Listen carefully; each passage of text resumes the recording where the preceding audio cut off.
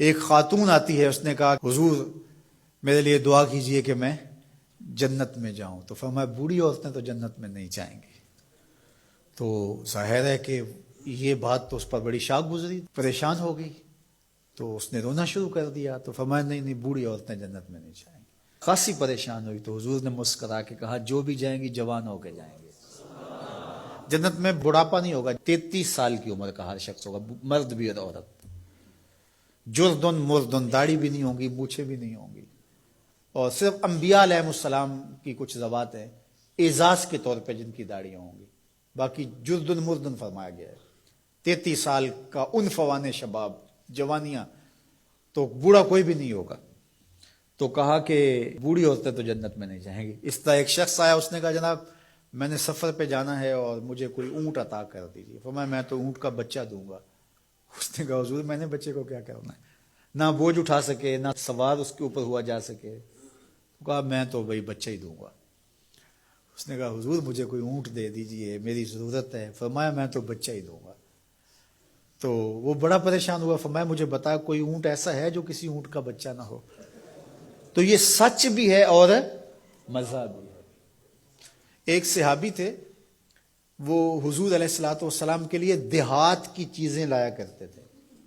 وہ ہوتا نا ہمارے بھی دیہاتی دوست آتے ہیں، گڑ لے آتے ہیں، کوئی ساگ پات لے آتے ہیں. تو اس زمانے میں جو بھی دیہاتی چیزیں تھیں، تو وہ بدو تھا کسی دیہات کا، تو دیہات کی کوئی چیزیں لے آیا کرتا تھا، اور پھر حضور اس کو شہر کی چیزیں دیا کرتے تھے.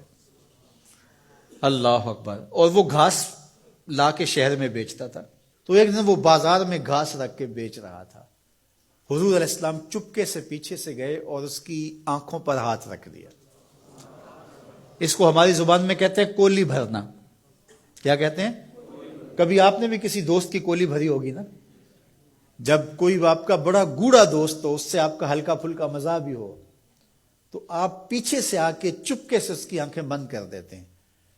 آپ دیکھنا چاہتے ہیں کہ یہ ہر وقت میرا ذکر کرتا رہتا ہے، میں دیکھوں کہ اب اس کے لب پہ سب سے پہلے کس کا نام آتا ہے. ایسا ہی ہوتا ہے نا کہ بندہ پوچھتا ہے کہ کس نے میری آنکھوں پہ ہاتھ رکھے ہیں، اور انسان کے دماغ میں پہلے وہ نام آتے ہیں جن سے وہ بڑی محبت کرتا ہے. تو کولی بھرنے کا مقصد ہی یہ ہوتا ہے کہ میں دیکھوں کہ میرا نام کس نمبر پہ آتا ہے، اور اس کی کوشش ہوتی ہے کہ میں پہلی مرتبہ ہی بوجھ لوں. اللہ اکبر. تو حضور نے آ کے کولی بھر لی. اب حضور کے ہاتھ آنکھوں پہ آئے ہوں اور سینوں تک ٹھنڈ نہ گئی ہو، یہ کیسے ہو سکتا ہے؟ تو حضور نے کولی بھر لی، لیکن حضور اس کی آنکھیں دبا رہے ہیں اور وہ بولتا ہی نہیں. وہ بولتا ہی نہیں ہے. اور میں کہتا ہوں اس نے کبھی بھی نہیں بولنا تھا. سفنے دے وچ ماہی ملیا، سفنے دے وچ ماہی ملیا تے گل وچ پا لیاں باواں. سفنے دے وچ ماہی ملیا تے گل وچ پا لیاں باواں. ڈر دی ماری اکھ نہ کھولا متے پھر وچھڑ نہ جاواں. حضور آنکھیں دبا رہے ہیں، وہ آنکھیں نہیں کھولتا، بلکہ اس نے کیا کیا، اپنی کمر کو پیچھے کر کے حضور کے سینے سے جوڑ کے رگڑنا شروع کر دیا. پھر حضور خود ہی بولے. فرمایا اس غلام کو کون خریدے گا؟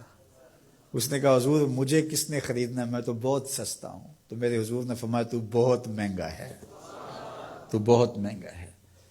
فرمایا کرتے تھے یہ ہمارا دیہات ہے، ہم اس کے شہر ہیں. تو یہ حضور کا مزاح ہے.